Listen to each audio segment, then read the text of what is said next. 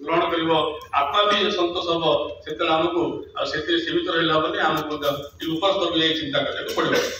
सहित से आम भारत वर्ष जो परंपरा व्यक्ति जीवन जो कथा से कहते आम चतुर्वर्ग फलताप्ति कथा अच्छे आम कहूँ धर्म अर्थ काम मोक्ष आम जीवन में आम धर्म प्रथम पालन करवा अर्थ रोजगार करवा धर्म माध्यम अर्थ रोजगार करवा नई भागवत बाणी अच्छी अधर्म वित्त बड़े बहुत गला बेले जाए मूल सहित ये कथा कहुई तार कारण है आमको धर्म बाट चलिया पड़ो अर्थ जोगाड़ करा पड़ो अर्थ है आम जामर कामना बासना पूर्ण कर अधिकार अच्छी आजिकल जीवन में विशेषकर पाश्चात्य जीवन में अवश्य से कहुनी से कहते आम चारबाग नीति बोलते जावत जीवे सुखम जीवे ऋणम कृतम विवेद एक कथा कहते से आम भारतीय दर्शन नुह केवल चारबाग केवल जड़े लोक ये कथा कहते कथा ऋषि विचार ग्रहण करते जहाँ हो आम जीवन दर्शन होची आम धर्म मार्ग में चलवा अर्थ उपार्जन करवा अर्थ उपार्जन कलापर काम वासना पूर्ण करवा मुख्य प्राप्ति आम साधना करवा ये आम जीवन लक्ष्य से प्रकार आम जीवन में आम रखीचे आम चार्टा अवस्था अच्छे जीवन ब्रह्मचर्य अवस्था गारस्थ अवस्था बानप्रस्थ अवस्था सन्यास अवस्था जीवन सारा आम गृहस्थ रही चलो ना आम गृहस्थ अवस्था पुओ झील कम सरीगला समाज भी चिंता करवा आम धर्म भी चिंता करवा संस्कृति भी चिंता करवा विभिन्न सामाजिक अनुष्ठान भी चिंता करवा ताकि समाज में किसी काम हम ना जीवन पर्यंत आजीवन आम नाती नाती कौन कले यहाँ घर कौन जमी कौन जमी कौन चलता समाज विशेष करें जो समाज पाइचे समाज को ऋण आकार में सुझा पड़ो सहित एकात मानवाद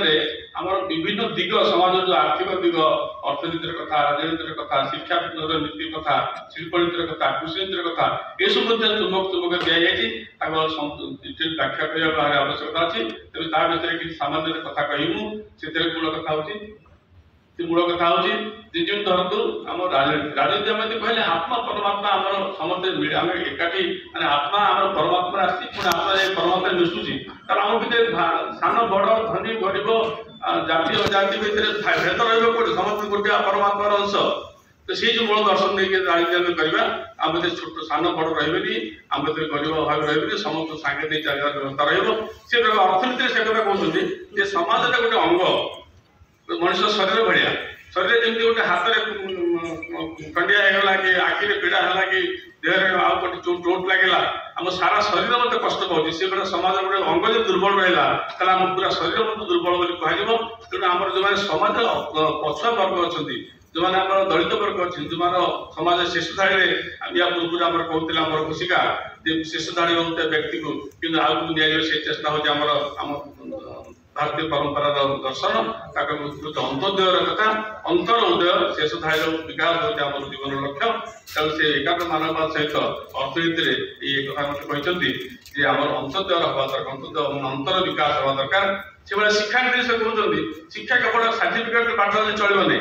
बही पाठ चलो ना आमको जीवन पाठ पढ़ा पड़ो जीवन पाठ आम हाथ में कम कर शिखा विभिन्न प्रकार कृति शिखा विभिन्न प्रकार वृत्ति शिखा पाठ पढ़ी सारे चाकरी अपेक्षा निज गोटे निजे ठिया व्यवस्था करवा ये आम भारतीय दर्शन परंपरा एवं आधुनिक आज जो नूतन शिक्षा नीति आरंभ होती आप जानले खुशी हे ये आम षष्ठ क्लास मौलिक शिक्षार प्रारंभ कर व्यवस्था नूतन शिक्षा नीति रही से प्रकार शिक्षा नीति आम जो पुराना जो गुरुकुल आश्रम थी सब से गुरुकुल आश्रम थे आम आदर्श शिक्षा व्यवस्था से जीवन शिक्षा लाभ करते केवल सर्टिफिकेट आम नाला से धनी गरीब राजार पिला श्रमिक पिला समस्त गोटे जगह रोते एक प्रकार खाते एक प्रकार पोषाक करते एका गुरु आश्रम बस गाई चलाते घास काटते इत्यादि कम करते से समस्त समान भावना था से गोटे शिल्प नीति से कहते आमर शिल्प नीति एमती हवा दरकार जहाँ पंचामन नाम अच्छी ताकू शिल्प प्रतिष्ठा करवा तेणु आम पर निर्भर करवा कृषि नीति कहते अदैव मातृक मान हूँ आम दैव निर्भर करवा कृषि वर्षा हेले चाष हम ता नुह आम पानी व्यवस्था कर रखा तेणु वर्षा हेले भल कथा ना आम कम चलो ये प्रकार शिक्षा कृषि नीति कथा तार परिकल्पना तेज आज विशेष कहवार समय ना ये विषय चर्चा करने महापुरुषों जीवन दर्शन कहवाई बहुत लंबा समय लगे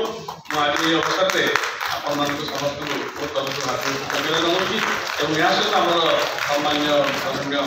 माननीय मुख्यमंत्री निवेदन करी जे आज जयंती भी साधारण सभाटे कले ये प्रकार कार्य मत आपको आगे नवार कथा अच्छी ये प्रकार स्कूल कॉलेज छात्र मान चर्चा आलोचना कर आवश्यकता अच्छी ओडिशा रे जो प्रश्न पचार लेखक जनक किए से